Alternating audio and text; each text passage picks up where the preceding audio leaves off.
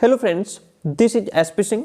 बात करेंगे सीटेट जनवरी 2024 की, जिसमें आपका जो सेकंड पेपर है यानी कि एसएसटी का, इसके आज हम लोग इस क्लास में 200 यानी कि 200 प्रश्न डिस्कस करने वाले हैं। सुपर फास्ट रिवीजन करेंगे, बहुत इंपॉर्टेंट क्वेश्चंस का कलेक्शन है, बहुत फास्ट रिवीजन चलेगा, 200 क्वेश्चंस का कलेक्शन रहेगा और ये सारे ही क्वेश्चंस जो हैं आपके वो PYQ यानी कि प्रीवियस ईयर क्वेश्चन पेपर से लिए गए हैं। ओके, तो आइए शुरू करते हैं। फर्स्ट क्वेश्चन आपके सामने, टाइम आपका वेस्ट नहीं करें क्योंकि टाइम आपके पास है ही नहीं। किस काल में कर प्रथा का विशिष्ट महत्व था डियर फ्रेंड? तो वह गुप्त काल था। कौन सा काल था? गुप्त काल, जिसमें जो कर प्रथा थी, कर यानी कि टैक्स, इसका बहुत महत्व था। गुप्त काल को प्राचीन भारत में स्वर्ण काल, क्या स्वर्ण काल के नाम से जाना जाता था और इस काल में राज्य की जो आय होती थी उसका प्रमुख स्रोत ही टैक्स हुआ करता था। पृथ्वी द्वारा सूर्य के चारों ओर घूमने को क्या कहा जाता है? परिक्रमण कहा जाता है। डिफरेंट क्या कहा जाता है? परिक्रमण कहा जाता है। निम्न में से किस भारतीय साहित्यिक धरोहर का अर्थ है डैश गुरु के पास यानी कि जाकर के समीप बैठना?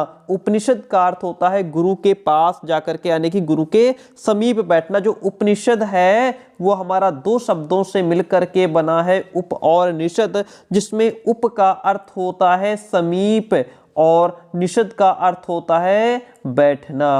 ओके, उप का अर्थ होता है समीप, निषद का अर्थ होता है बैठना। इस प्रकार उपनिषद का अर्थ क्या हुआ? समीप बैठना। ओके, तो बात क्लियर हुई। उपनिषद आपका जो इसमें ऑप्शन है वह राइट हो जाएगा। भारत में मुंडा जनजाति किस क्षेत्र में निवास करती है?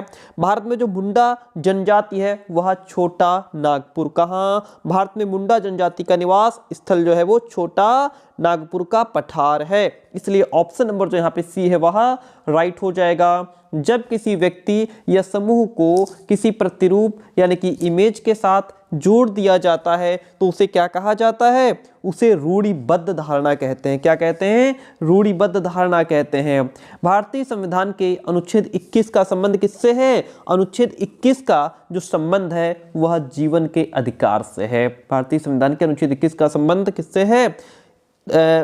जीवन के अधिकार से। ठीक है, और अनुच्छेद 21 संविधान के भाग 3 के मौलिक अधिकार से संबंधित है और इसके अंतर्गत नागरिकों को जीने का अधिकार दिया गया है, इसलिए ऑप्शन ए राइट हो जाएगा।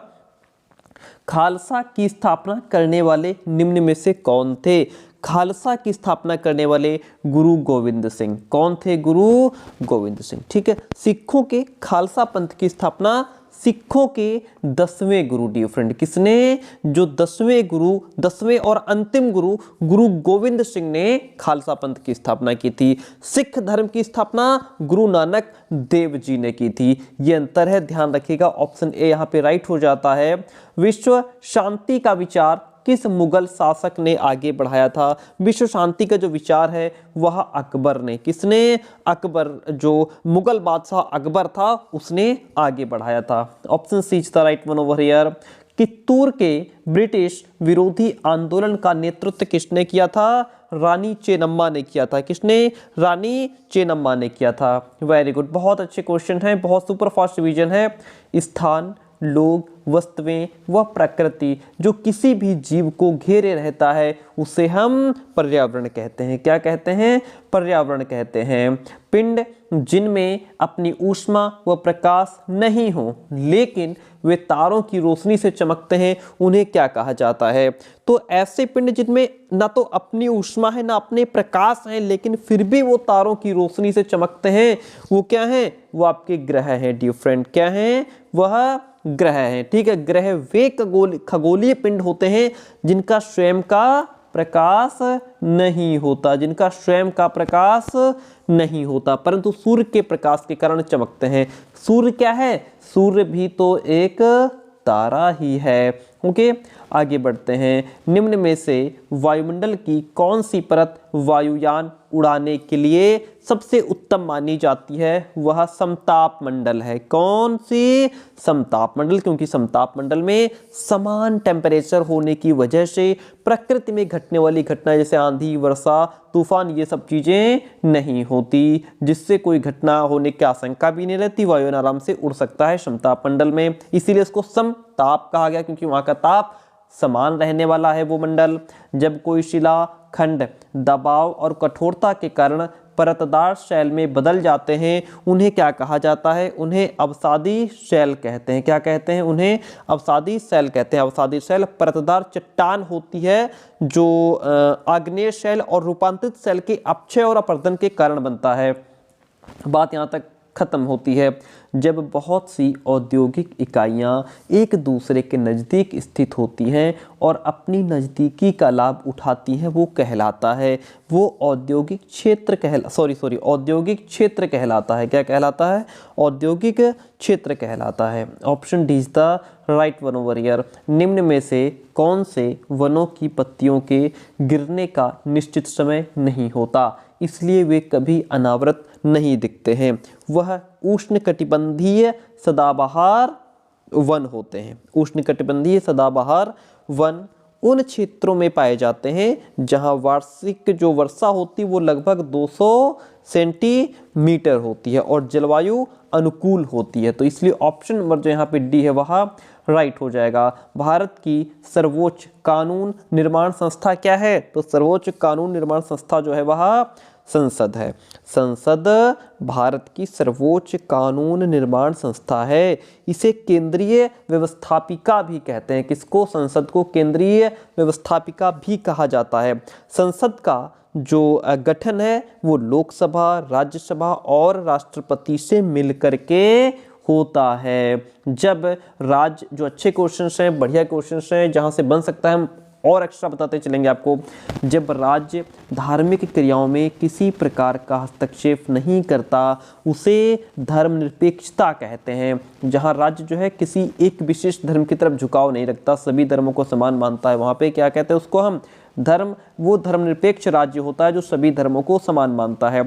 संसाधन जो किसी क्षेत्र में पाए जाते हैं परंतु जिनका अभी तक उपयोग नहीं किया गया है उन्हें संभावित संसाधन कहते हैं। ठीक है, इन संसाधनों का प्रयोग भविष्य में होने की संभावना होती है। ऐसे संसाधनों का मतलब ये संभावना होती कि भविष्य में इनका प्रयोग किया जाएगा। मुगल वास्तुशिल्प मिश्रण है तो यह फारसी और भारतीय शैलियों का मिश्रण है। किसका? फारसी और भारतीय शैलियों का। ओके, निम्न में से कौन सा परंपरागत ऊर्जा स्रोत है? कौन है? तो वह जीवाश्म ऊर्जा। क्या? जीवाश्म ऊर्जा जो है यह परंपरागत ऊर्जा का स्रोत माना जाता है। आगे बढ़ते हैं। Option C is the right one over here.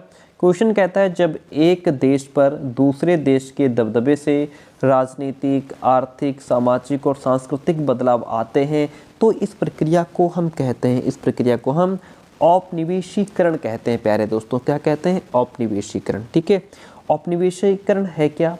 समझिए, ये वो प्रक्रिया है, ये वो प्रोसेस है जिसमें कोई राष्ट्र, कोई देश पिछड़े और कमजोर देश पर अपना राजनीतिक और आर्थिक नीतियों को जबरदस्ती लागू कर देता है और उस देश के आर्थिक और प्राकृतिक संसाधनों का दोहन करता है, उसको हम औपनिवेशीकरण कहते हैं। ठीक है, बात क्लियर हुई। एक निश्चित क्षेत्र जहां रहने वाले सभी मतदाता अपना प्रतिनिधि चुनते हैं वो क्या कहलाता है? वो भैया निर्वाचन क्षेत्र कहलाता है। क्या? निर्वाचन क्षेत्र। निर्वाचन क्षेत्र का अगर आपसे ये पूछ ले कि इसका निर्धारण कौन करता है तो निर्वाचन क्षेत्र का निर्धारण चुनाव आयोग करता है। कौन? चुनाव आयोग करता है। क्वेश्चन नंबर 23 कहता है भारतीय स्वतंत्रता संग्राम में दांडी यात्रा को किसकी शुरुआत माना जाता है? तो दांडी यात्रा को किसकी शुरुआत माना जाता है? सविनय अवज्ञा आंदोलन की शुरुआत है। और आपको बताते चले 5 अप्रैल 1930 को, कब? 5 अप्रैल 1930 को गांधी जी के द्वारा सविनय अवज्ञा आंदोलन की शुरुआत की गई थी, याद रखिएगा। ठीक है, सविनय अवज्ञा आंदोलन की शुरुआत 5 अप्रैल 1930 को हुई। शास्त्रीय नृत्यों के संदर्भ में निम्नलिखित में से कौन सा कथन सत्य है? तो जो शास्त्रीय नृत्य हैं, शास्त्रीय नृत्यों के 8 रूप माने गए हैं। जो शास्त्रीय नृत्य हैं वो 8 प्रकार के होते हैं, ये बात आपकी सही है। यहाँ पे ऑप्शन आपका डी राइट हो जाता है। भारत में राज्य के राज्यपाल की नियुक्ति कौन करता है? तो राज्य के राज्यपाल की नियुक्ति भारत का राष्ट्रपति करता है। कौन? भारत का राष्ट्रपति करता है। विश्व की 80% से अधिक जनसंख्या निवास करती है कहाँ निवास करती है? एशिया व अफ्रीका में। कहाँ निवास करती है? 80% से अधिक जनसंख्या एशिया और अफ्रीका में निवास करती है। ठीक है, अकेले एशिया महाद्वीप में ही विश्व की 60% जनसंख्या निवास करती है। Option C is the right one in this question. निम्नलिखित में से कौन सा पुरापाषाण स्थल है? कौन है जो पुरापाषाण स्थल है? तो वह हमारा क्या हो जाएगा? भीमबेटका। क्या हो जाएगा? भीमबेटका जो है वह पुरापाषाण स्थल है। ठीक है, भीमबेटका कहाँ है? ये भोपाल मध्य प्रदेश में स्थित है। बात क्लियर होती है? ऑप्शन ए राइट हो जाता है। सूफी संतों के मकबरे को क्या कहा जाता है? सूफी संतों के मकबरे को दरगाह कहा जाता है। क्या कहा जाता है? दरगाह। ठीक है, ऑप्शन जो बी है वह राइट हो जाता है। मौर्य शासक अशोक द्वारा लड़ी गई लड़ाई का स्थल कलिंग वर्तमान में कहाँ है? तो वर्तमान में यह आपका उड़ीसा राज्य में स्थित है। कहाँ? अशोक द्वारा लड़ी गई लड़ाई का स्थल जो कलिंग है वो वर्तमान में ओडिशा राज्य में स्थित है। Option D is the right one in this question.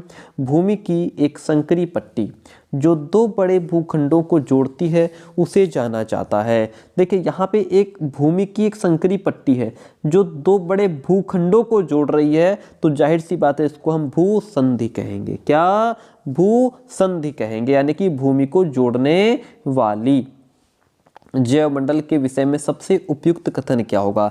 जैवमंडल क्या होता है? पृथ्वी के जिस भाग पर जीवन पाया जाता है उसे जैव मंडल कहते हैं। जैवमंडल में समझिए बात को। ठीक है, जैवमंडल में रहने वाले सभी जीव एक दूसरे को प्रभावित भी करते हैं, एक दूसरे पर उनका प्रभाव भी पड़ता है। भूमि, जल, वायु, पौधे, पशु सभी आपस में एक दूसरे से कनेक्ट हैं। ठीक है, ये सभी जैवमंडल के महत्वपूर्ण घटक हैं। Option A is the right one in this question. अर्थशास्त्र के अकॉर्डिंग मौर्य काल में उत्तर पश्चिम भारत डैश के लिए प्रसिद्ध था? किसके लिए प्रसिद्ध था? कपास के लिए या सोना एवं बहुमूल्य पत्थर के लिए? कुछ नहीं, option B right, D right हो जाएगा। कंबल के लिए। किसके लिए? अर्थशास्त्र के अकॉर्डिंग जो मौर्य काल था उसमें उत्तर पश्चिम भारत जो था वह कंबल के लिए प्रसिद्ध था। क्वेश्चन नंबर 33 आपके सामने। एम्फोरा एक डैश था। क्या था? एम्फोरा जो है लंबा एवं दोनों तरफ हत्थे लगा जार जो होता था उसको हम एम्फोरा कहते थे। क्या? एम्फोरा। आकार में लंबा और दोनों तरफ हत्था लगा हुआ जो जार था उसको एम्फोरा कहा जाता था। रोमन साम्राज्य में काली मिर्च की इतनी मांग थी कि इसे डैश के नाम से बुलाते थे। इसे जो है काला सोना कहते थे। रोमन साम्राज्य में काली मिर्च, किसकी बात हो रही है? काली मिर्च को काला सोना कहा जाता था। रोमन लोगों के द्वारा इसे अधिक प्रयोग किए जाने की वजह से इसको यवन प्रिया भी कहते थे। डियर फ्रेंड, क्या कहते थे? यवन प्रिया भी कहा जाता था। अगला क्वेश्चन कहता है रहट, चरखे एवं आग्नेयास्त्रों का आविष्कार डैश में हुआ था? इनका आविष्कार मध्यकाल में हुआ था। कब? मध्यकाल में। मध्यकाल में 14वीं और 15वीं शताब्दी में हुआ था, ये भी ध्यान रखिएगा। निम्नलिखित में से किस दिल्ली के सुल्तान की प्रशंसा में एक संस्कृत प्रशस्ति पाया गया है? वह थे अलाउद्दीन खिलजी। अलाउद्दीन खिलजी की प्रशंसा में। ऑप्शन जो सी है वह राइट हो जाता है। हिरण्यगर्भ नामक अनुष्ठान किया जाता था। हिरण्यगर्भ नामक अनुष्ठान जो है वो इसलिए किया जाता था राजा को क्षत्रिय घोषित करने के लिए, चाहे वो जन्म से क्षत्रिय हो या ना हो। ठीक है, इसीलिए चोल काल में व्यापारियों के संघ को क्या कहा जाता था? चोल काल में व्यापारियों के संघ को नगरम कहा जाता था। नगरम कहा जाता था। ठीक है, उत्तर भारत में व्यापारियों के संगठन को श्रेणी कहा जाता था। ऑप्शन तो यहाँ पे जो चोल काल की बात हो रही है, चोल काल में व्यापारियों के संघ को नगरम कहा जाता था। Option C is the right one. नाथ साहित्य का संबंध किससे है? नाथ साहित्य का संबंध बंगाली से है। कहाँ से? नाथ साहित्य का संबंध बंगाली भाषा से है। ठीक है, option A is the right one. Khan Abdul Ghaffar Khan ने उत्तर पश्चिमी सीमांत प्रांत में शक्तिशाली अहिंसक आंदोलन चलाया, जिसे डैश के रूप में जाना जाता है, जिसे खुदाई खिदमतगार आंदोलन के नाम से जाना जाता है, जिसे खुदाई खिदमतगार आंदोलन के रूप में जाना जाता है। बिग बियर एक उदाहरण है। किसका उदाहरण है? जो बिग बियर है यह नक्षत्र मंडल का उदाहरण है। बिग बियर नक्षत्र मंडल के उत्पत्ति से संबंधित एक सिद्धांत है। क्या? बिग बियर जो है वो एक सिद्धांत है। नक्षत्र मंडल की उत्पत्ति कैसे हुई, इससे रिलेटेड एक सिद्धांत है। Option B is the right one. पृथ्वी से चंद्रमा का केवल एक ही भाग दिखाई पड़ता है। क्यों? क्योंकि चंद्रमा का पृथ्वी के चारों ओर चक्कर लगाने में और अपने अक्ष पर घूमने में समय लगता है, जिसकी वजह से पृथ्वी अपने अक्ष पर घूमती है। पृथ्वी अपने अक्ष पर पश्चिम से पूर्व की ओर घूमती है, पश्चिम से पूर्व की ओर घूमती है, ठीक है। और पृथ्वी का अपने अक्ष पर घूमना पृथ्वी का घूर्णन गति कहलाती है। इसलिए ऑप्शन नंबर यहाँ पे जो ए है वह राइट हो गया। जैसे जैसे हम पूर्वी गोलार्ध से पश्चिमी गोलार्ध की ओर जाते हैं, देशांतर रेखाओं का जो आकार है वह समान ही रहता है, कोई फर्क नहीं पड़ता, क्योंकि प्रत्येक देशांतर रेखा समान होती है। और दो जो देशांतर रेखाएं होती हैं उनके बीच की जो दूरी होती है वो 111 किलोमीटर होती है। पृथ्वी दिन कहलाता है। पृथ्वी दिन पृथ्वी द्वारा अपने अक्ष पर घूमने में लिया गया समय पृथ्वी दिन कहलाता है, अर्थ डे कहते हैं। और ये समय कितना होता है? 24 घंटे का। कितना? 24 घंटे का। विषुव के दिन सूर्य की सीधी किरणें पड़ती हैं कहाँ? विषुवत रेखा पर। कहाँ पड़ती हैं? विषुवत रेखा पर। Option B is the right one. दुनिया की सबसे लंबी पर्वत श्रृंखला कौन सी है भैया? दुनिया की सबसे लंबी पर्वत श्रृंखला एंडीज पर्वत श्रृंखला है। कौन सी? एंडीज पर्वत श्रृंखला। ओके। और ये दक्षिण अमेरिका में स्थित है। कहाँ स्थित है? दक्षिण अमेरिका में स्थित है। इसकी जो लंबाई है वो 7200 किलोमीटर है। कितनी है? 7200 किलोमीटर। भारत में उष्णकटिबंधीय वर्षावन पाए जाते हैं अंडमान निकोबार द्वीप समूह में। ओके, अंडमान निकोबार द्वीप समूह में उष्णकटिबंधीय वर्षावन पाए जाते हैं। लौटते मानसून के समय आर्द्र पवनें बहती हैं। ये स्थल से समुद्र की ओर बहती हैं। जो आर्द्र पवनें होती हैं वो आर्द्र पवनें स्थल से समुद्र की ओर बहती हैं। इसे स्थलीय समीर कहा जाता है। क्या? स्थलीय समीर भी कहा जाता है। निम्नलिखित में से किसे पृथ्वी के फेफड़े कहा जाता है? Very good question. ये क्वेश्चन बहुत इंपॉर्टेंट है, रिपीटेड भी है। पृथ्वी के फेफड़े कहा जाता है तो ये ब्राजील के उष्णकटिबंधीय सदाबहार वन को, ब्राजील के उष्णकटिबंधीय सदाबहार वन को पृथ्वी का फेफड़ा कहा जाता है, क्योंकि ये विषुवत रेखा पर स्थित होने की वजह से घने और सदाबहार वन यहाँ पे पाए जाते हैं, जो अत्यधिक मात्रा में ऑक्सीजन का उत्सर्जन करते हैं। इसीलिए इनको क्या कहा गया है? पृथ्वी का फेफड़ा। विश्व का सबसे बड़ा नदी बेसिन कौन सा है? तो विश्व का सबसे बड़ी नदी जो बेसिन है वो अमेजन नदी है। क्या है? अमेजन नदी बेसिन। ठीक है, ऑप्शन यहाँ पे जो डी है वह राइट हो जाता है। क्वेश्चन नंबर 52 कहता है मलोका क्या है?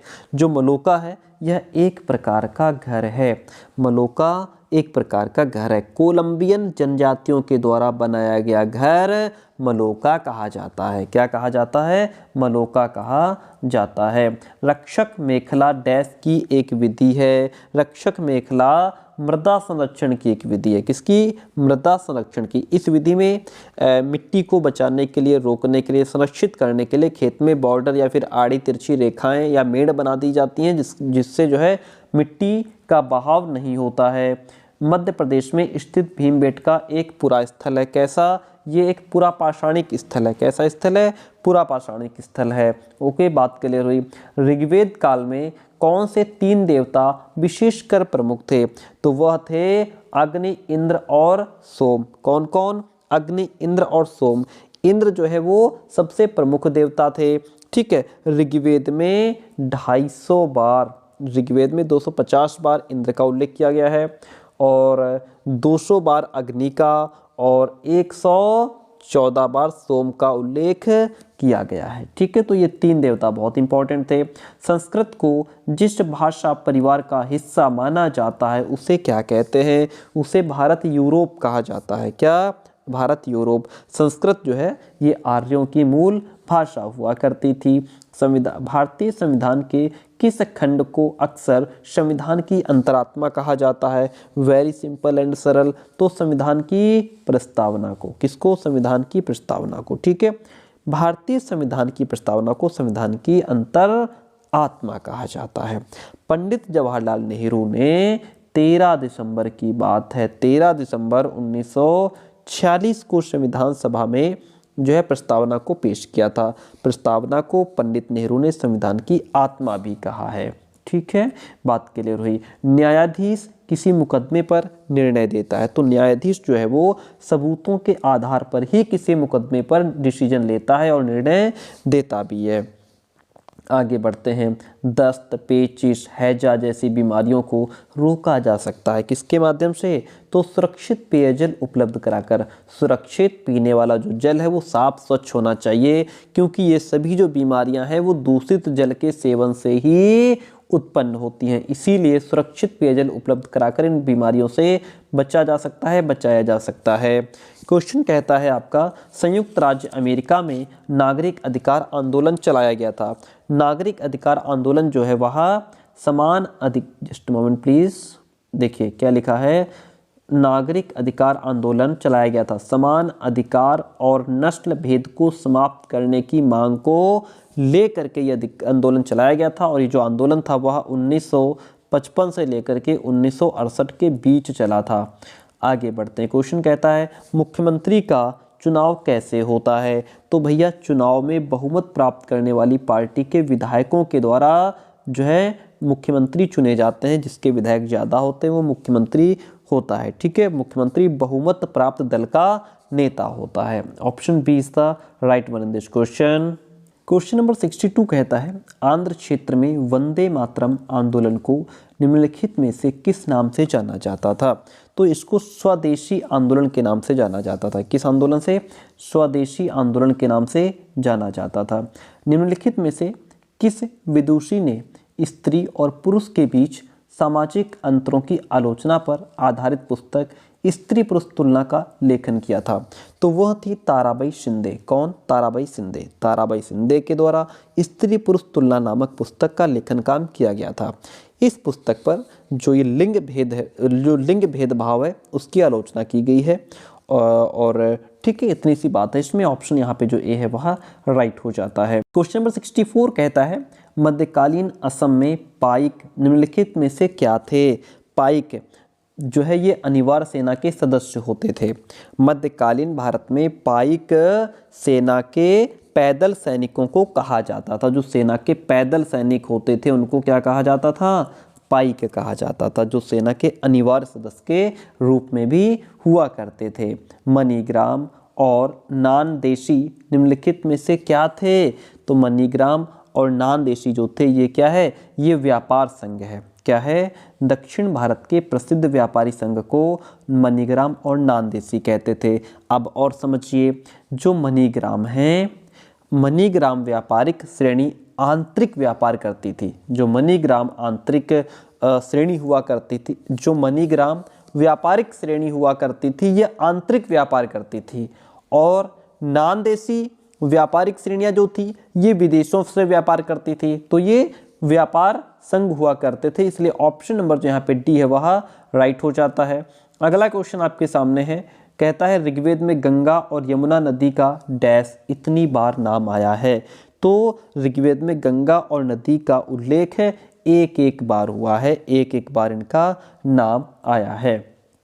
ओके, दुनिया की प्राचीनतम चट्टानें निम्न में से कहाँ स्थित हैं? तो दुनिया की जो प्राचीनतम चट्टानें हैं वह दक्षिण भारत में, कहाँ? दक्षिण भारत में स्थित हैं। दक्षिण भारत में पाई जाने वाली चट्टानें दुनिया की प्राचीनतम चट्टानें हैं। इसे दक्कन ट्रैप भी कहा जाता है। क्या नाम दिया गया है? इसे दक्कन ट्रैप भी कहा जाता है। ऑप्शन ए राइट हो जाता है। अपैची और क्रो निम्नलिखित में से क्या हैं? अपैची और क्रो जो हैं इनको क्या कहा जाता है? ये उत्तर अमेरिका के कबीले हुआ करते थे। उत्तरी अमेरिका की जनजाति जो कबीलों में रहती है उनमें अपैची और क्रो ये मुख्य जनजातियां हैं। ऑप्शन सी राइट है। निम्नलिखित में से किस क्षेत्र को विश्व का फलोद्यान कहा जाता है? वो कौन सा क्षेत्र है? वह है भूमध्यीय क्षेत्र। ओके, विश्व का फलोद्यान भूमध्यीय सागरीय क्षेत्र को कहा जाता है क्योंकि यह क्षेत्र रसीले फलों जैसे नींबू, संतरा इनके लिए बहुत प्रसिद्ध है, विश्व प्रसिद्ध है। पृथ्वी द्वारा प्रसारित यानी प्रेषित रेडियो तरंगों को वापस पृथ्वी को कौन परावर्तित करता है? वापस पृथ्वी को तापमंडल परावर्तित कर देता है। ओके, कौन? तापमंडल। Option B is the right one this question. संवैधानिक उपचारों का अधिकार। संवैधानिक उपचारों का अधिकार नागरिकों के मौलिक अधिकारों की रक्षा करता है। भारतीय संविधान के अनुच्छेद 32 में संवैधानिक उपचारों का अधिकार दिया गया है, इसलिए ऑप्शन सी यहाँ पे आपका राइट हो जाता है। हम बढ़ते हैं नेक्स्ट क्वेश्चन की तरफ। नेक्स्ट क्वेश्चन आपका है 72। निम्नलिखित में से कौन सा क्षेत्र प्राचीन काल में मगध के नाम से जाना जाता था? तो वह था गंगा का दक्षिणी क्षेत्र। कौन? गंगा का दक्षिणी क्षेत्र। मगध साम्राज्य की स्थापना किसने की थी? हर्यक वंश के शासक बिंबिसार के द्वारा मगध साम्राज्य की स्थापना की गई थी। बात क्लियर हुई। आगे बढ़ते हैं। ऋग्वेद की मूल रचना डैश भाषा में हुई थी? ऋग्वेद की जो मूल रचना है वह संस्कृत भाषा में हुई थी। ऋचाओं के क्रमबद्ध ज्ञान के संग्रह को ऋग्वेद कहा जाता है। और ऋग्वेद में ध्यान रखिएगा, ऋग्वेद में 10 मंडल हैं, 1028 सूक्त हैं किसमें? ऋग्वेद में। और 10,462 ऋचाएँ हैं किसमें? ऋग्वेद में। ठीक है, और जो ऋग्वेद है इसकी मूल रचना जो है वो किसमें हुई है? संस्कृत में। किसमें? संस्कृत में। मानव इतिहास में कौन सा काल या युग सबसे लंबा है? तो जो पूरा पाषाण युग है ये सबसे लंबा है। इसका जो समय है वो 25 लाख ईसा पूर्व से लेकर के जो है 10,000 ईसा पूर्व तक माना जाता है। यह सबसे लंबा समय या लंबा युग है। डैश से प्राचीन शैल चित्र का कला मिली है। कहाँ से प्राचीन शैल चित्र का कला मिली है? तो यह मध्य प्रदेश और उत्तर प्रदेश से। कहाँ से? मध्य प्रदेश और उत्तर प्रदेश से शैल चित्रकला के अवशेष मिले हैं। ऑप्शन डी राइट हो जाता है। शफी तथा हनफी हैं। शफी और हनफी जो है ये न्याय के इस्लामी सिद्धांत हैं। क्या है? न्याय के इस्लामी सिद्धांत। Option C. क्वेश्चन कहता है दंती दुर्ग जिसने हिरण्यगर्भ नामक एक अनुष्ठान किया था वह राष्ट्रकूट प्रधान है। क्या? राष्ट्रकूट प्रधान। ओके, चलिए आगे बात करते हैं। नेक्स्ट क्वेश्चन है यह किसने लिखा है कि रजिया अपने भाइयों से कहीं अधिक योग्य और सक्षम थी? किसने लिखा है? मिनहाज उस सिराज ने। क्या? मिनहाज उस सिराज ने अपनी पुस्तक तबकात नासरी में गुलाम वंश के शासकों और उनके प्रशासन का वर्णन किया है। और मिनहाज ने अपनी पुस्तक में वर्णन किया है कि रजिया अपने भाइयों से अधिक योग्य थी, इसलिए इल्तुतमिश ने रजिया को अपना उत्तराधिकारी भी घोषित किया था। मिनहाज के अकॉर्डिंग रजिया के पतन का मुख्य कारण उसका स्त्री होना था, ये बात थी उसमें। निम्नलिखित में से कौन सा मरुस्थल का एक उदाहरण है? कौन है इसमें जो मरुस्थल का उदाहरण है? लद्दाख है। लद्दाख एक शीत मरुस्थल है। जो लद्दाख है यह एक शीत मरुस्थल है जो जम्मू कश्मीर राज्य में स्थित है। सुंदरवन की अगर बात करें, कोंकण, पश्चिमी घाट, ये समुद्र तटीय क्षेत्र हैं। क्या है ये समुद्र तटीय क्षेत्र हैं। प्रदीप्ति वृत्त है। प्रदीप्ति वृत्त जो ग्लोब पर दिन को रात से विभाजित करता है, जो ग्लोब पर दिन को रात से विभाजित करता है उसे प्रदीप्ति वृत्त कहा जाता है। ब्राजील में पाया जाने वाला कंपोस क्या है? ब्राजील में पाया जाने वाला कंपोस एक उष्णकटिबंधीय घास का मैदान है। क्या है? कंपोस ब्राजील में पाया जाने वाला उष्णकटिबंधीय घास का मैदान है। कोलकाता बंदरगाह डैश में स्थित है। कोलकाता बंदरगाह हुगली नदी के तट पर स्थित है। कहाँ? हुगली नदी के तट पर। संसार में किस महाद्वीप पर सबसे कम जनसंख्या है? तो भैया ऑस्ट्रेलिया विश्व का सबसे छोटा और सबसे कम जनसंख्या वाला महाद्वीप है। क्षेत्रफल की दृष्टि से भी छोटा है, जनसंख्या की दृष्टि से भी छोटा है। Option B is the right one. फिर अगला क्वेश्चन कहता है लद्दाख में पाए जाने वाले गम्पास डैश हैं। लद्दाख में पाए जाने वाले गम्पास बौद्ध विहार और मंदिर होते हैं। क्या होते हैं? बौद्ध विहार और मंदिर होते हैं। आगे बढ़ते हैं। अगला क्वेश्चन कहता है कौन सा उद्योग अक्सर आधुनिक उद्योगों की रीढ़ की हड्डी कहलाता है? तो वह है आपका स्टील। कौन सा उद्योग है? स्टील का उद्योग। इस्पात उद्योग को यानी स्टील उद्योग को आधुनिक उद्योगों की रीढ़ की हड्डी कहा जाता है, क्योंकि जो अन्य उद्योग हैं उनके जितने भी चाहे उनके यंत्र हों या जो मशीनरी होती है उसका निर्माण स्टील से ही होता है, इसलिए जड़ इसी को माना जाता है। अगला क्वेश्चन ऑर्गेनिक खेती में क्या होता है? जो ऑर्गेनिक खेती होती है इसमें प्राकृतिक खाद तथा कीटनाशकों का प्रयोग किया जाता है। क्या? ऑर्गेनिक खेती में जो रासायनिक उर्वरक होते हैं, जो रासायनिक कीटनाशक होते हैं उनका प्रयोग नहीं होता ऑर्गेनिक में। ठीक है, जो रासायनिक चीज़ें होती हैं उनका प्रयोग नहीं होता है। इस प्रकार की खेती में जो प्राकृतिक जीव जंतु और पेड़ पौधों से बनी खाद होती है और इनसे जो निर्मित कीटनाशक होते हैं उन्हीं का प्रयोग होता है, इसीलिए इसको ऑर्गेनिक कहा जाता है। क्वेश्चन कहता है बैरोमीटर का प्रयोग डैश होता है? तो बैरोमीटर का जो प्रयोग है वह वायुमंडल दाब को मापने के लिए होता है। ठीक है, वायुमंडलीय दाब को मापने के लिए बैरोमीटर यंत्र का उपयोग किया जाता है, इसलिए option C is the right one in this question. संविधान के अनुसार राज्य के कितने अंग हैं? संविधान के अनुसार राज्य के 3 अंग हैं। कौन कौन से 3 अंग हैं? एक तो आपका हो गया विधायिका, जो दूसरा अंग है वो है कार्यपालिका, दूसरा कौन है? कार्यपालिका, तीसरा अंग जो है वो क्या है? न्यायपालिका। ये जो है संविधान के अनुसार राज्य के 3 अंग होते हैं, इसलिए ऑप्शन नंबर जो हमारा बी है वह राइट हो जाएगा। संघवाद क्या है? देश में एक से ज़्यादा स्तर की सरकार का होना संघवाद कहलाता है। क्वेश्चन नंबर 90 कहता है पृथ्वी की सबसे आंतरिक परत मुख्यतः बनी है, किसकी बनी है?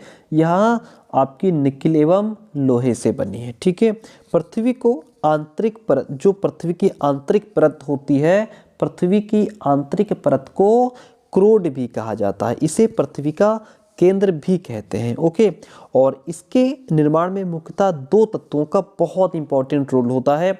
एक तो इसमें हो गया आपका निकिल और दूसरा क्या हो गया? आयरन। दूसरा क्या हो गया? आयरन। ठीक है, इसलिए पृथ्वी के आंतरिक परतों पर जो परतें होती हैं उनको NiFe यानी कि निफे भी कहा जाता है। निम्नलिखित में से कौन सा एक केवल तटीय क्षेत्रों में अत्यधिक विनाश कर सकता है? वो है सुनामी। कौन? सुनामी। सुनामी से तटीय क्षेत्रों में अत्यधिक विनाश होता है। सुनामी का निर्माण समुद्र तल में उत्पन्न भूकंप से होता है। ये भी बात क्लियर हुई। निम्नलिखित में से किस एक को जीवाश्म ईंधन नहीं माना जा सकता? तो जो जलाऊ लकड़ी होती है इसको जीवाश्म ईंधन नहीं मान सकते, क्योंकि जीवाश्म ईंधन वे ईंधन होते हैं जो पृथ्वी के चट्टानों में जीव जंतु, लकड़ियाँ आदि के लंबे समय से दबे रहने के कारण बनते हैं, वो जीवाश्म ईंधन कहते हैं। जैसे पेट्रोलियम पदार्थ हो गया, प्राकृतिक गैस हो गई, कोयला हो गई, ये सभी जीवाश्म ईंधन के अंतर्गत आते हैं। ओके, चलिए, किसी भूकंप के दौरान रिक्टर स्केल की किस तीव्रता पर वस्तुएं गिरने लगती हैं? तो भैया 6 या फिर उससे भी अधिक, 6.0 हो या उससे अधिक के अंक की भूकंप तीव्रता इमारतों के लिए विनाशकारी होती है और इस तीव्रता पर पुल, इमारतें, ये सब चीज़ें गिरना शुरू हो जाती हैं। क्वेश्चन कहता है विशेष रूप से निर्मित तालाबों और पोखरों में मत्स्य पालन को जाना जाता है। जो मछली पालन है, मछली पालन को हम क्या कहते हैं? पिसीकल्चर। क्या कहते हैं? पिसीकल्चर। विटीकल्चर क्या है? अंगूर की खेती। हॉर्टिकल्चर क्या है? बागवानी, फलों की खेती। सेरीकल्चर क्या है? रेशम कीट पालन, आपका सेरी कल्चर कहलाता है। ओके, आगे बढ़ते हैं। अगला क्वेश्चन आपके सामने। क्वेश्चन कहता है निम्नलिखित में से कौन सा एक उष्णकटिबंधीय घास स्थल है? सवाना।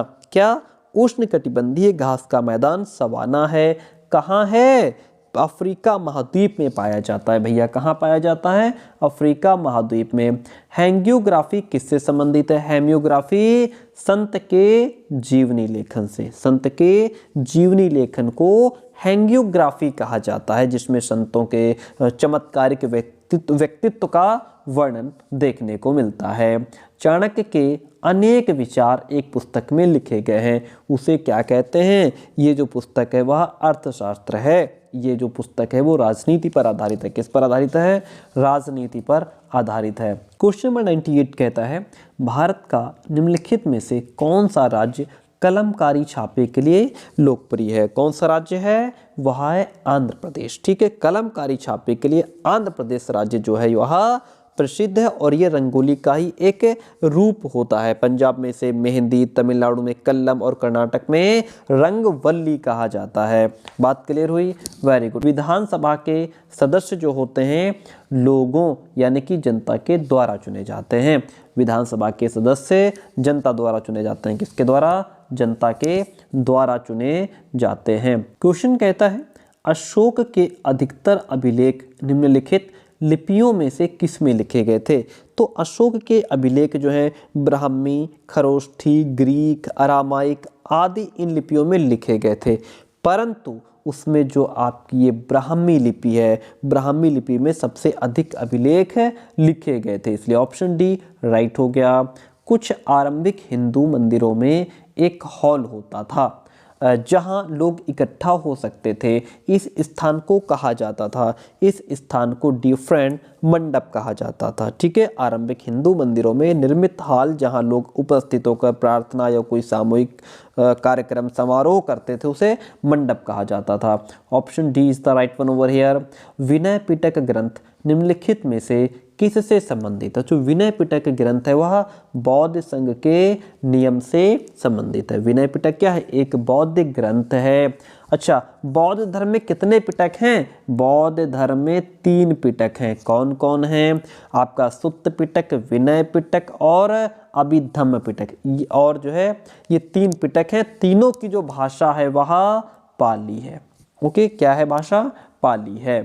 ओके, राजा हर्षवर्धन के दरबारी कवि बाण भट्ट ने उनकी जीवनी हर्षचरित निम्न भाषाओं में से किस में लिखी है? उन्होंने संस्कृत में लिखी है। किस में लिखी है? किस लैंग्वेज में? संस्कृत में लिखी है। जैन और बौद्ध भिक्षु भिक्षुणियों के लिए आरंभिक विहार बने होते थे। किसके बने होते थे? पत्थर के बने होते थे। ठीक है, पत्थरों को काटकर गुफा का निर्माण किया जाता था जहां भिक्षु और भिक्षुणियां निवास करते थे। तो ऑप्शन बी जो है वह राइट हो जाएगा। कन्नौज पर लंबे समय तक त्रिपक्षीय संघर्ष किन 3 राजवंशों के बीच चला था? वो 3 राजवंश थे पाल, राष्ट्रकूट और गुर्जर प्रतिहार। ठीक है, यह 3 राजवंश थे जिनके बीच में यह संघर्ष चला था। क्वेश्चन कहता है सूफी संत के अनुसार खानकाहों से क्या अभिप्राय है? खानकाह क्या है? तो देखिए, वे स्थान जहां सूफी संत बैठकों का आयोजन करते थे उन्हें खानकाह करते थे। सूफी मत के अकॉर्डिंग खानकाह सूफी संतों का निवास स्थल होता था जहां सूफी संत बैठते थे या पूजा करते थे, यानी बैठकों का आयोजन किया करते थे। ठीक है, चोल मंदिरों के विषय में निम्नलिखित कथनों में से कौन सा कथन सही है? तो चोल मंदिर आर्थिक, सामाजिक और सांस्कृतिक जीवन के केंद्र हुआ करते थे। चोल मंदिर आर्थिक, सामाजिक और सांस्कृतिक जीवन के केंद्र हुआ करते थे। Option A is the right one. भारतीय राज्य की सरकार किस प्रकार की है? तो जो भारत की सरकार है वह कैसी सरकार है? डिफरेंट, लोकतांत्रिक। ठीक है, भारतीय राज्य की सरकार लोकतांत्रिक प्रकार की सरकार है, इसलिए option B is the right one in this question. जातीय समानता को प्रचारित करने के लिए निम्नलिखित में से किसने सत्यशोधक समाज की स्थापना की थी? किसने सत्यशोधक समाज की स्थापना की थी? तो वह थे महात्मा ज्योतिबा फुले। कौन? महात्मा ज्योतिबा फुले। ऑप्शन बी जो है वह राइट हो जाएगा।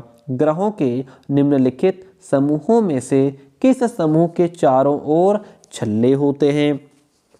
तो वह हमारे शनि, बृहस्पति, यूरेनस। ठीक है, सौरमंडल में उपस्थित 3 ग्रह, बृहस्पति, शनि और कौन? यूरेनस, जिसको हम अरुण भी कहते हैं। इसके चारों तरफ धूल के कणों, गैसों के घेरे होते हैं, छल्ले पाए जाते हैं। ऑप्शन डी राइट हो जाता है। पृथ्वी को भू आब के रूप में क्यों वर्णित किया जाता है?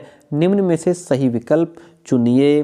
तो यह पृथ्वी ध्रुवों के पास थोड़ी चपटी है। ओके, पृथ्वी को भू आब के रूप में वर्णित किया जाता है क्योंकि पृथ्वी ध्रुवों के पास थोड़ी चपटी होती है, इसीलिए।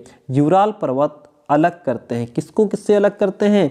ये एशिया और यूरोप को। ठीक है, एशिया और यूरोप को अलग करने का काम यूराल पर्वत करते हैं। भूपर्पटी में वह स्थान जहां से भूकंपीय तरंगे आरंभ होती हैं उसे क्या कहा जाता है? उसे अभिकेंद्र कहा जाता है। डिफरेंट क्या? उसे अभिकेंद्र कहा जाता है। ऑप्शन ए राइट हो जाएगा। वायुमंडल की निम्नलिखित परतों में से कौन सी परत हवाई जहाज उड़ाने के लिए सबसे उत्तम मानी जाती है? ये क्वेश्चन भी पीछे भी आया था। तो वह है समताप मंडल। क्या? समताप मंडल। अब इनके नाम आप इंग्लिश में भी याद रखिएगा क्योंकि हो सकता है वहाँ पे इंग्लिश में ही लिख करके आ जाए तो आप भूल जाएंगे। ओके, स्ट्रेटोस्फीयर भी कहते हैं क्योंकि यहाँ पे जो ताप होता है वो समान होता है, किसी प्रकार की प्राकृतिक घटना घटती नहीं है, इसीलिए ये अच्छा होता है वायुयान उड़ाने के लिए। अगला क्वेश्चन, निम्नलिखित में से पृथ्वी पर तापमान के वितरण को प्रभावित करने वाला सबसे महत्वपूर्ण कारक कौन सा माना जाता है? सौर विकिरण। कौन सा माना जाता है? सौर विकिरण। ठीक है, ऑप्शन जो डी है वह राइट हो जाता है। इन नाविकों में से किसने भारत को समुद्री रास्ता पाने के लिए पश्चिम की ओर प्रस्थान कर अटलांटिक महासागर को पार किया? क्या नाम था उसका? Christopher Columbus. डिफरेंट, क्या नाम था? Christopher Columbus. क्वेश्चन नंबर 117 कहता है, वयोवृद्ध गांधीवादी नेता पोट्टी श्री रामुलु, क्या नाम लिखा है? पोट्टी श्री रामुलु निम्नलिखित राज्यों में से किसको यानी किस राज्य को बनाने के लिए सन 1952 में भूख हड़ताल पर बैठ गए थे? वह थे जो है किस राज्य को बनाने के लिए? आंध्र प्रदेश को बनाने के लिए। वयोवृद्ध गांधीवादी नेता पोट्टी श्री रामुलु आंध्र प्रदेश को, किसको? आंध्र प्रदेश को भाषाई आधार पर, किस आधार पर? भाषाई आधार पर अलग राज्य बनाने के लिए वर्ष 1952 में भूख हड़ताल पर बैठ गए थे। ऑप्शन जो डी है आंध्र प्रदेश वह राइट हो जाएगा।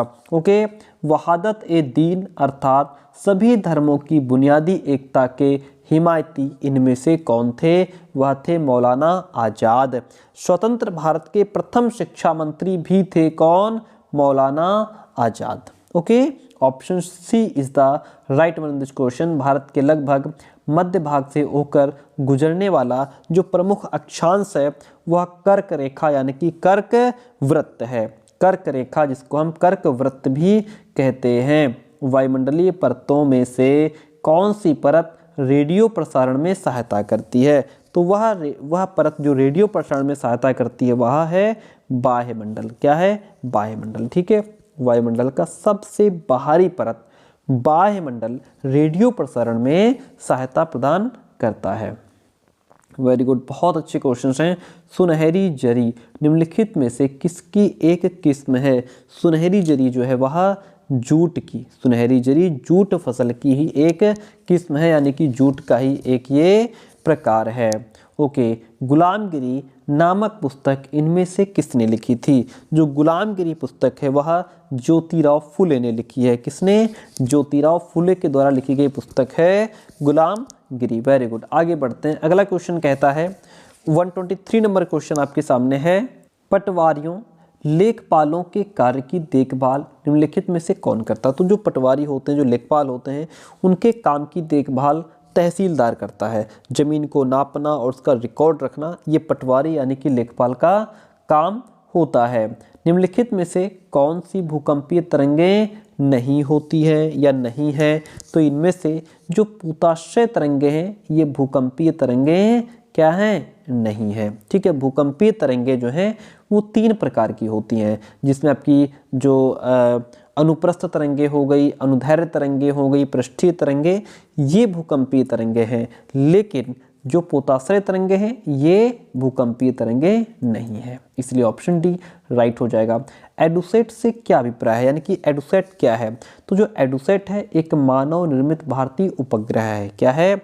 ये मानव निर्मित भारतीय उपग्रह है। वेरी गुड, आगे बढ़ते हैं। क्वेश्चन कहता है भारत का दक्कन पठार जो बेसाल्ट शैलों से बना है, निम्नलिखित में से शैलों की किस श्रेणी के अंतर्गत आता है?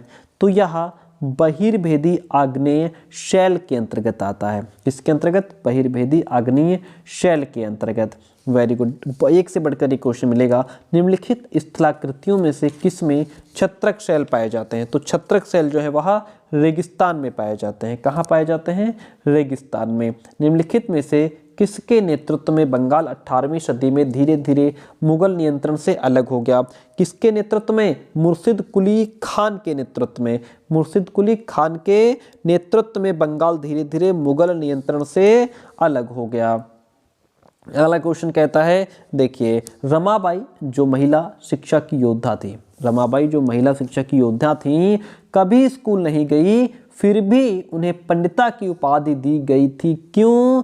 क्योंकि वे संस्कृत पढ़ना लिखना जानती थी, जो एक बहुत बड़ी उपलब्धि थी, क्योंकि उनके समय में महिलाओं को इस प्रकार का ज्ञान अर्जित करने की अनुमति नहीं थी। ओके, इसीलिए तो ऑप्शन नंबर जो डी है वह राइट हो जाएगा।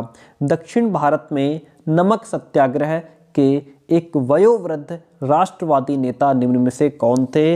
वह थे सी राजगोपालाचारी। कौन? सी राजगोपालाचारी। क्वेश्चन नंबर 131 है, वात दिग्दर्शी का प्रयोग क्या मापने के लिए किया जाता है? तो जो वात दिग्दर्शी होता है, जिसको विंड वेन भी कहते हैं, इसको इंग्लिश में क्या कहते हैं? इंग्लिश में इसको विंड वेन भी कहा जाता है। इसका प्रयोग क्या मापने के लिए करते हैं भैया? तो वायु दिशा। वात दिग्दर्शक या दिग्दर्शी का प्रयोग वायु की दिशा मापने के लिए किया जाता है, जिसको विंड वेन भी कहते हैं।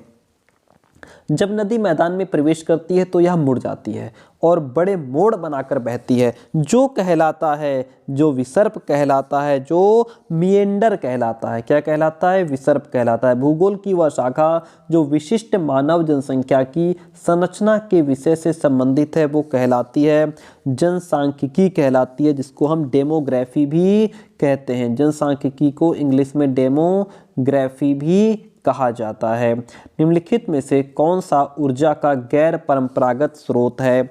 ऊर्जा का गैर परंपरागत स्रोत वह हो जाएगा आपका सौर ऊर्जा। ठीक है, डिफरेंट ऊर्जा के परंपरागत स्रोत और गैर परंपरागत दो चीजें होती हैं, एक तो गैर परंपरागत और दूसरे खाली परंपरागत। अगर हम बात करें परंपरागत की, तो परंपरागत स्रोत वे स्रोत होते हैं, वे सोर्सेज होते हैं जिन्हें हम प्राचीन समय से इस्तेमाल करते चले आ रहे हैं, जैसे ईंधन, कोयला, पेट्रोलियम, प्राकृतिक गैस। और वहीं पर जब बात गैर परंपरागत किया जाती है, तो गैर परंपरागत स्रोत वो हैं जो आधुनिक युग में बनाए गए हैं, तैयार किए गए हैं, ईजाद किए गए हैं, जैसे सौर ऊर्जा, पवन ऊर्जा, भूतापी ऊर्जा, ज्वारी ऊर्जा, बायोगैस ऊर्जा, ये सभी गैर परंपरागत हो गए। सौर ऊर्जा क्या हो गई? गैर परंपरागत हो गई। ठीक है, कोयला क्या हो गया? ये परंपरागत हो गया। इस तरीके से समझ के बात को, चलिए आगे बढ़ते हैं। नेक्स्ट क्वेश्चन कहता है, विशेष रूप से निर्मित टैंकों और तालाबों में मछली का जो प्रजनन है वो कहलाता है, मछली पालन क्या कहलाता है? पिसीकल्चर। क्या कहलाता है? पिसीकल्चर। सेरीकल्चर क्या है? रेशम कीट पालन। विटीकल्चर क्या है? अंगूर की खेती। हॉर्टिकल्चर क्या है? उद्यान। ठीक है, यानी कि विज्ञान। ऑप्शन जो यहाँ पे आपका पिसीकल्चर है वह राइट हो जाएगा। हम आगे बढ़ते हैं। क्वेश्चन कहता है, स्थल का एक संकरा भाग जो दो बड़े स्थलीय भागों को एक दूसरे से जोड़ता है, उसे स्थल संधि कहते हैं, उसे इस्थमस कहा जाता है, स्थल संधि कहा जाता है। निम्नलिखित में से कौन सा महाद्वीप आकार में सबसे छोटा है? वह है ऑस्ट्रेलिया। पीछे भी क्वेश्चन आया था, ऑस्ट्रेलिया। सबसे पुरानी पांडुलिपियां डैश पर लिखी गई थी? सबसे पुरानी जो पांडुलिपियां हैं वह ताड़ पत्रों पर लिखी गई थी, वह पॉम लीव्स पर लिखी गई थी। Option A is the right one. अगला क्वेश्चन है, ऋग्वेद मूल रूप से निम्नलिखित में से किस भाषा में रचा गया है? वह भाषा हमारी संस्कृत है। कौन सी भाषा है? संस्कृत है। 6ठी शताब्दी ईसा पूर्व में मगध महाजनपद के पहले शासक कौन थे? बिंबिसार। कौन थे? बिंबिसार। ठीक है। निम्नलिखित में से कौन सा बौद्ध धर्म के त्रिरत्नों में से नहीं है? बौद्ध धर्म के त्रिरत्न कौन कौन थे? 3 रत्न कौन कौन थे? एक तो बुद्ध थे, दूसरा धम्म, तीसरा संघ। ठीक है। कौन त्रिरत्न बौद्ध धर्म के त्रिरत्नों में से नहीं है? कौन नहीं है? अहिंसा नहीं है। तो ऑप्शन जो सी है वह राइट हो जाएगा और हम आगे बढ़ेंगे। भारत के संविधान के अनुसार निम्नलिखित में से कौन सा मौलिक अधिकार नहीं है? तो मौलिक अधिकार कौन सा नहीं है? संपत्ति का अधिकार, राइट टू प्रॉपर्टी जो है यह मौलिक अधिकार नहीं है। मुख्यमंत्री को कौन नियुक्त करता है? मुख्यमंत्री को कौन नियुक्त करता है? राज्यपाल। ठीक है। मुख्यमंत्री की नियुक्ति राज्य के राज्यपाल करते हैं। मुख्यमंत्री की नियुक्ति संविधान के अनुच्छेद 163 के अंतर्गत की जाती है। किसके अंतर्गत? 163 के अंतर्गत। ठीक है। चलिए, राज्यपाल को कौन नियुक्त करता है? राज्यपाल को राष्ट्रपति नियुक्त करता है। राज्यपाल की नियुक्ति राज्यों में होती है जिनको राष्ट्रपति नियुक्त करता है। संविधान के अनुच्छेद 155 के अनुसार राज्यपाल की जो नियुक्ति है वो राष्ट्रपति के द्वारा की जाती है। प्रधानमंत्री का चुनाव कैसे होता है भैया? प्रधानमंत्री का जो चुनाव है वो सांसदों के जो है प्रधानमंत्री का चुनाव सांसदों द्वारा किया जाता है। किसके माध्यम से? एमपीज के माध्यम से, सांसदों के माध्यम से। निम्नलिखित में से किसको भारत का पहला नागरिक कहा जाता है? राष्ट्रपति को भारत का पहला नागरिक कहा जाता है। राज्यसभा में सदस्यों को कौन नामांकित करता है? राज्यसभा में सदस्यों को कौन नामांकित करता है? राष्ट्रपति। ठीक है। राज्यसभा जो है वो संसद का उच्च सदन है और राज्यसभा में सदस्यों को नामांकित करने का काम राष्ट्रपति करते हैं। निम्नलिखित में से कौन भारत की संविधान सभा का अध्यक्ष था? तो संविधान सभा का अध्यक्ष जो थे वो डॉक्टर राजेंद्र प्रसाद। कौन थे? डॉक्टर राजेंद्र प्रसाद। निम्नलिखित में से कौन भारत का एकमात्र भारतीय गवर्नर जनरल था? सी राजगोपालाचारी। क्या हो, सॉरी यहाँ पे नहीं, सी राजगोपालाचारी हो जाएंगे। कौन हो जाएंगे? सी राजगोपालाचारी। अगला क्वेश्चन है, भारत का संविधान कब अपनाया गया था? भारत का जो संविधान है वह 26 नवंबर 1949 को अपनाया गया था। कब? 26 नवंबर 1949 को। इसीलिए हम जो 26 नवंबर है उसको संविधान दिवस के रूप में मनाते हैं। किस रूप में? संविधान दिवस के रूप में। ठीक है। अगला क्वेश्चन, निम्नलिखित में से कौन भारत की संविधान सभा में मसौदा समिति के अध्यक्ष थे? मसौदा समिति के अध्यक्ष कौन थे? डॉक्टर भीमराव अंबेडकर जो हैं ये मसौदा समिति के अध्यक्ष थे। ओके। कानपुर के किस शासक ने खुद को पेशवा कहा? वेरी सिंपल, नाना साहेब ने खुद को पेशवा कहा। क्या कहा? खुद को पेशवा। निम्नलिखित में से कौन सा संगठन उपनिषद में आस्था रखता है? तो जो ब्रह्म समाज है यह उपनिषद में आस्था रखता है। इसके जो संस्थापक हैं वो राजा राममोहन राय हैं, जिन्होंने 20 अगस्त 1828 ईस्वी में इसकी स्थापना कलकत्ता में की थी। और जो ब्रह्म समाज है वो उपनिषद में क्या करता है? आस्था रखता है। क्वेश्चन कहता है, पृथ्वी की सतह से शुरू कर वायुमंडल की परतों के सही क्रम का चयन कीजिए। यानी कि पृथ्वी की सतह से, ये पृथ्वी है तो सबसे पहले यहाँ पे कौन सी परत आएगी, यहाँ पे कौन सी परत आएगी, यहाँ कौन सी परत, यहाँ यहाँ यहाँ, इस तरीके से हमें इस सीक्वेंस में बताना है। इस सीक्वेंस में हमारा सबसे पहला ऑप्शन हो जाएगा क्षोभ मंडल, फिर उसके बाद समताप मंडल, फिर मध्य मंडल, फिर बाह्य मंडल, उसके बाद फिर आएगा हमारा बहिर्मंडल। इस तरीके से ये सीक्वेंस हमारा जो है वो यहाँ पे राइट हो जाता है। प्रतिशत के अकॉर्डिंग पृथ्वी के वायुमंडल में कौन सा प्रमुख संघटक है? वह कौन सा प्रमुख संघटक है? नाइट्रोजन। ओके। अगर मैं बात करूं नाइट्रोजन कितने परसेंटेज होती है हमारे एटमॉस्फेयर में? 78%। ऑक्सीजन का परसेंटेज कितना है? 21%। ओके। हिमनद के निक्षेपण को कहा जाता है, हिमनद के निक्षेपण को हिमोड कहा जाता है, यानी कि मोरैन कहा जाता है। हिमनद के निक्षेपण को हिमोड कहते हैं। बड़े बड़े हिमखंडों को हिमनद कहा जाता है। तैराक मरत सागर में तैर सकते हैं। क्यों? क्योंकि नमक की मात्रा की अधिकता सागर को सघन बना देती है। ओके, तैराक मृत सागर में तैर सकते हैं क्योंकि नमक की जो मात्रा है उसकी अधिकता सागर को सघन बना देती है। ऑप्शन सी राइट हो जाएगा। रक्षक श्रृंखलाएं मदद करती हैं। रक्षक मेखलाएं हैं वो किसमें मदद करती हैं? यह पवन की गति को रोकथाम कर मृदा आवरण के संरक्षण में मदद करती है। Checking wind movement to protect soil cover. Option D यहाँ पे आपका राइट हो गया। विविध समाज के संदर्भ में निम्नलिखित कथनों में से कौन सा कथन सही है? अब देखिए, इसमें जिसमें भाषा, संस्कृति और धर्म में विभिन्नताएं और समानताएं पाई जाती हों। विविध समाज उस समाज को कहते हैं जिसमें भाषा, संस्कृति, धर्म में विभिन्नताएं भी हो, समानताएं भी हो, उसको हम विविध समाज कहते हैं। ऑप्शन जो सी है यहाँ पे वो आपका राइट हो गया। अगला है आईने अकबरी के विषय में निम्नलिखित कथनों में से कौन सा सही है? आईने अकबरी की बात करें, यह अकबर के प्रशासन के विविध पहलुओं के विषय में संपन्न सांख्यिकी विवरण प्रस्तुत करता है। कौन? आईने अकबरी। ठीक है, चलिए, और बात क्लियर हुई। ऑप्शन सी यहाँ पे राइट हो गया। आगे बढ़ते हैं। निम्नलिखित में से किसने अपनी कृतियों को भी शामिल करते हुए बाबा गुरु नानक की रचनाओं को गुरुमुखी में संकलित किया है?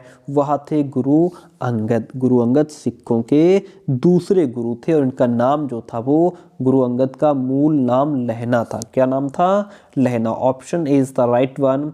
सूफी संत के मकबरे को जाना जाता है। किस नाम से सूफी संत के मकबरे को? दरगाह के नाम से जाना जाता है। किस नाम से? दरगाह के नाम से। ओके। विशिष्टाद्वैत का सिद्धांत 11वीं शताब्दी में प्रस्तावित किया था। विशिष्टाद्वैत का सिद्धांत 11वीं शताब्दी में रामानुज द्वारा, किसके द्वारा? रामानुज द्वारा प्रस्तावित किया गया। ठीक है, चलिए। गैरीसन नगर से क्या अभिप्राय है? गैरीसन यानी कि किलेबंद बसाव जहां सैनिक रहते हैं। गैरीसन नगर से अभिप्राय किलेबंद बसाव से है जहां सैनिक रहते हैं। कौन रहते हैं? सैनिक रहते हैं। ब्रिटिश काल से पहले बच्चों को पढ़ाया जाता था। ब्रिटिश काल से पहले बच्चों को साल भर पढ़ाया जाता था। फसल की कटाई के समय छोड़ करके जब वे खेतों में काम करते थे वो समय छोड़ करके साल भर पढ़ाया जाता था। वेरी सिंपल एंड सरल क्वेश्चन। BCE का तात्पर्य क्या है? BCE का मतलब क्या होता है? Before common era. Before common era. हम ये आज कैसे जानते हैं कि पुरापाषाण युग में भारत में शुतुरमुर्ग होते थे? कैसे जानते हैं? तो ये हम जानते हैं महाराष्ट्र के पटने पुरास्थल से शुतुरमुर्ग के अंडों के अवशेष मिले हैं, इसीलिए जानते हैं। बात सिंपल है। महायान बौद्ध धर्म के अंतर्गत क्या होता है? महायान बौद्ध धर्म के अंतर्गत, एक सेकेंड, महायान बौद्ध धर्म के अंतर्गत बुद्ध की प्रतिमाएं बनाई जाने लगी। किसकी प्रतिमाएं? बुद्ध की प्रतिमाएं बनाई जाने लगी। तो यहाँ पे जो ऑप्शन है वह ए राइट हो जाएगा। भारत के किस क्षेत्र को छोटा तिब्बत कहा गया है? भारत के किस क्षेत्र को छोटा तिब्बत कहा गया है? लद्दाख को। किसको? भारत के लद्दाख क्षेत्र की जिसकी राजधानी लेह है उसको तिब्बत से सटे होने की वजह से छोटा तिब्बत कहा गया, क्योंकि वहाँ के सांस्कृतिक और सामाजिक परिवेश एक दूसरे से मिलते जुलते हैं। निम्नलिखित में से कौन सा कथन अफ्रीका के बारे में सही है? अफ्रीका की अगर बात की जाए यहाँ पे तो यही एक ऐसा महाद्वीप है जिससे होकर कर्क, विषुवत और मकर रेखाएं गुजरती हैं। ओके। अफ्रीका में सहारा मरुस्थल स्थित है जो विश्व का विशालतम गर्म स्थल है। तो यहाँ पे ऑप्शन जो ए है वह राइट हो जाता है। भारत के दक्षिणी भागों विशेषकर तमिलनाडु और आंध्र प्रदेश में शरद ऋतु में वर्षा होती है। क्यों ऐसा होता है? क्योंकि पवन स्थल भागों से लौटकर बंगाल की खाड़ी की ओर बहती है। Option D is the right one. निम्नलिखित में से कौन भ्रंशोत पर्वत है? तो इसमें जो वासजेस पर्वत है वह क्या है? वासजेस पर्वत भ्रंशोत पर्वत का उदाहरण है। Option C is the right one this question. ऋतु प्रवास जुड़ा हुआ है। किससे जुड़ा हुआ है? ऋतु प्रवास लोगों के आवागमन से जुड़ा हुआ है। Movement of people. Movement of people इसको कहेंगे। ब्राजील के कंपोस और वेनेजुएला के लानोस ये उदाहरण है। किसके उदाहरण हैं? उष्णकटिबंधीय घास स्थल के उदाहरण है। किसके उदाहरण है? उष्णकटिबंधीय घास स्थल के उदाहरण है। भारत का शोध संस्थान मैत्री कहाँ अवस्थित है? तो ये आपका अंटार्कटिका में स्थित है। कहाँ स्थित है? अंटार्कटिका में। ठीक है, सिंपल है, option A is the right one. Bharat का वर्णन करने के लिए विविधता में एकता मुहावरे का निर्माण किसने किया था? सिंपल सी बात है, पंडित जवाहरलाल नेहरू ने किया था। किसने किया था? पंडित जवाहरलाल नेहरू ने। क्वेश्चन कहता है वन अधिकार कानून 2006 अपने शीर्षक में कौन सी श्रेणी के अधिकारों को स्वीकारता है? तो यह अनुसूचित जनजातियां। क्या? वन अधिकार कानून 2006 अपने शीर्षक में अनुसूचित जनजातियों के अधिकारों को स्वीकारता है। ऑप्शन डी राइट हो गया। तेलंगाना राज्य पहले भारत के किस राज्य का हिस्सा था? तो तेलंगाना जो राज्य है यह पहले भारत के आंध्र प्रदेश जो राज्य है इसका हिस्सा हुआ करता था। निम्नलिखित में से कौन सी नदियां सुंदरबन डेल्टा का निर्माण करती हैं? कौन सी नदियां हैं? वह हैं गंगा एवं ब्रह्मपुत्र। ठीक है, गंगा एवं ब्रह्मपुत्र जो नदी है ये सुंदरबन डेल्टा का निर्माण करती है। यहाँ बड़ी तादाद में सुंदरी पेड़ मिलते हैं जिसकी वजह से इसका नाम सुंदरबन डेल्टा पड़ गया। ऑप्शन सी राइट हो जाता है। आपतन का संबंध है, ठीक है, insolation is associated with solar energy, यानी कि सूर्य ऊर्जा के साथ। आपतन का संबंध किससे है? सूर्य ऊर्जा के साथ। Option A is the right one in this question. Biogas अनिवार्य रूप से निम्न में से किनका मिश्रण है? तो जो बायोगैस है वह मीथेन और कार्बन डाइऑक्साइड का मिश्रण है। बायोगैस अनिवार्य रूप से मीथेन और कार्बन डाइऑक्साइड का मिश्रण है। ऑप्शन सी राइट हो जाता है। निम्न में से ऊर्जा के परंपरागत स्रोत के समूह की पहचान कीजिए। तो इसमें आपका खनिज तेल, प्राकृतिक गैस और ईंधन, ये क्या हैं? ये ऊर्जा के परंपरागत स्रोत हैं। ऑप्शन सी राइट हो जाता है। हड़प्पा सभ्यता के लोग बनाते थे। हड़प्पा सभ्यता के लोग क्या बनाते थे? तो ये जो है कि एक तो पत्थर की मोहरें बनाते थे, दूसरी बात है कि ये सोने से बने इनके जो बर्तन होते थे वो सोने से बने होते थे। तो पत्थर की मोहरें, दूसरी बात है सोने से बने बर्तन। ए और डी, यानी कि ऑप्शन इसमें ए और डी दोनों ही राइट हो जाएंगे। क्वेश्चन कहता है भारतीय संविधान की व्याख्या का अंतिम अर्थ निर्णायक किसे माना जाता है? तो संविधान की व्याख्या का जो अंतिम अर्थ निर्णायक होता है वो न्यायालय होता है। यहाँ पे न्यायालय होता है, न्यायपालिका नहीं, न्यायालय। ऑप्शन आपका जो है वह राइट हो जाएगा। ऐसी राजनीतिक व्यवस्था जिसमें एक से ज़्यादा स्तर की सरकार हो उसे क्या कहा जा सकता है? उसे जाहिर सी बात है हम संघवाद कहेंगे, उसे हम फेडरल कहेंगे। Option B is the right one. Question 186 किसी समुदाय के घेटोआइजेशन की प्रक्रिया का नतीजा क्या होता है? घेटोआइजेशन का मतलब होता है उसका बाकी समाज से अलगाव हो जाना। कोई ऐसा समाज, घेटोआइजेशन का मतलब उस समाज को, ऐसी जाति या समुदाय को शहर या गांव के किसी भी कोने में एक अलग स्थान अथवा रहने की जगह दे दी जाती है। इस प्रकार किसी समुदाय के घेटोआइजेशन की प्रक्रिया का नतीजा ये होता है कि उसका बाकी समाज से अलगाव हो जाता है, वो बाकी समाज से अलग हो जाता है। भारतीय संविधान के अनुसार एक धर्मनिरपेक्ष राज्य को डैश चाहिए। एक धर्मनिरपेक्ष राज्य को किसी एक धर्म का समर्थन नहीं देना चाहिए। किसी एक धर्म का समर्थन नहीं देना चाहिए। भारत में सरकार के एक से अधिक स्तर होने की मुख्य वजह क्या है? एक से अधिक मुख्य स्तर होने की वजह है कि समुदायों की बड़ी संख्या है। यहाँ पे क्या है? जो है भारत में विभिन्न समुदाय की बड़ी संख्या में लोग निवास करते हैं और देश में सरकार के एक से अधिक स्तरों के अस्तित्व को क्या कहा जाता है? संघवाद कहा जाता है। भारत में किस तरह के श्रम को कानून द्वारा प्रतिबंधित किया गया है? तो वह है बेगार, यानी कि ऑप्शन यहाँ पे जो ए है वह राइट हो जाएगा। मुख्यमंत्री और अन्य मंत्रियों को कौन नियुक्त करता है? मुख्यमंत्री और अन्य मंत्रियों को यहाँ पे राज्यपाल नियुक्त करता है। ठीक है, और भारतीय संविधान का जो अनुच्छेद 164 है, जैसे मैंने अभी आपको पहले ही बताया, उसके अकॉर्डिंग मुख्यमंत्री की नियुक्ति राज्यपाल करेगा और बाकी जो अन्य मंत्री हैं उनकी नियुक्ति राज्यपाल जो है वो मुख्यमंत्री की सलाह से करेगा।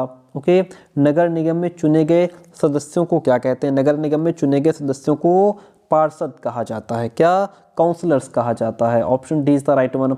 सीढ़ी नुमा खेती में जमीन के छोटे टुकड़ों के किनारों को ऊपर उठा दिया जाता है ताकि क्या हो? ताकि पानी टुकड़ों के भीतर रुका रहे। ओके, पानी जो है वो टुकड़ों के भीतर ही रुका रहे। चीन, मलेशिया और इंडोनेशिया निम्न में से किस खनिज के अग्रणी उत्पादक देश हैं? तो यह टिन के अग्रणी उत्पादक देश हैं। किसके? टिन के। जिस स्थान पर कोई नदी किसी अन्य जल राशि में मिलती हो उसे क्या कहते हैं? उसे क्या कहा जाता है? नदी मुहाना कहा जाता है। जिस स्थान पर कोई नदी किसी अन्य जल राशि से मिलती हो उसे नदी का मुहाना कहते हैं, रिवर्स माउथ कहा जाता है। पवन के निक्षेपण को क्या कहा जाता है? पवन के निक्षेपण को लोएस कहते हैं। ऑप्शन ए राइट हो जाएगा। किस क्षेत्र में बहुत ही सीमित प्राकृतिक वनस्पति मिलती है? किस क्षेत्र में? तो वह क्षेत्र आपका क्या हो जाएगा? टुंड्रा क्षेत्र हो जाएगा। ठीक है। विशाल आर्कटिक सागर से लगने वाले निचले भूभाग जो है वो टुंड्रा प्रदेश कहलाते हैं। Option B is the right one. Question number 197, महासागरीय पर्पटी के मुख्य खनिज क्या है? महासागरीय पर्पटी के मुख्य खनिज आपके एक तो मैग्नीशियम हो गया, दूसरा सिलिका हो गया, यानी कि ऑप्शन जो है वो ए और सी राइट हो जाएगा। हम आगे बढ़ेंगे। अंतर्राष्ट्रीय तिथि रेखा के बारे में निम्न में से कौन सा कथन सही है? जो अंतर्राष्ट्रीय तिथि रेखा होती है उसकी अगर बात करें तो अंतर्राष्ट्रीय तिथि रेखा केवल जलीय भाग से होकर के गुजरती है। क्या हो जाएगा? अंतर्राष्ट्रीय तिथि रेखा प्रशांत महासागर के बीचों बीच 180 डिग्री देशांतर पर उत्तर से दक्षिण की ओर खींची गई एक काल्पनिक रेखा है और एक टेढ़ी मेढ़ी रेखा होते हुए विश्व को दो भागों में बांटने का काम करती है। किसने जिन्ना के दो राष्ट्र सिद्धांत का विरोध किया था? किसने किया था? तो वह थे मौलाना आज़ाद। कौन थे? मौलाना आज़ाद। ठीक है, चलिए बात क्लियर हुई। 199 क्वेश्चंस पूरे हुए और आज का 200 क्वेश्चंस ठीक है हमारे कंप्लीट होते हैं। और आपसे कहना चाहेंगे यदि आपको क्लास पसंद आती तो प्लीज़ वीडियो को लाइक, चैनल को सब्सक्राइब और अपने दोस्तों तक जरूर शेयर कीजिएगा। निम्नलिखित में से कौन सा शब्द मध्य प्रदेश में घुमंतू खेती के लिए इस्तेमाल होता था? घुमंतू खेती के लिए बेवड़ का इस्तेमाल होता था। किसका? बेवड़ का इस्तेमाल होता था। हमारे 200 क्वेश्चंस कंप्लीट हुए। और बैगा क्या है भैया? हमने कल भी आपको बताया था, ये मध्य भारत का एक आदिवासी समुदाय बैगा कहलाता है। तो ठीक है, मिलते हैं बहुत जल्दी नेक्स्ट क्लास में और आप सभी को आपके एग्जाम के लिए best of luck. Thank you.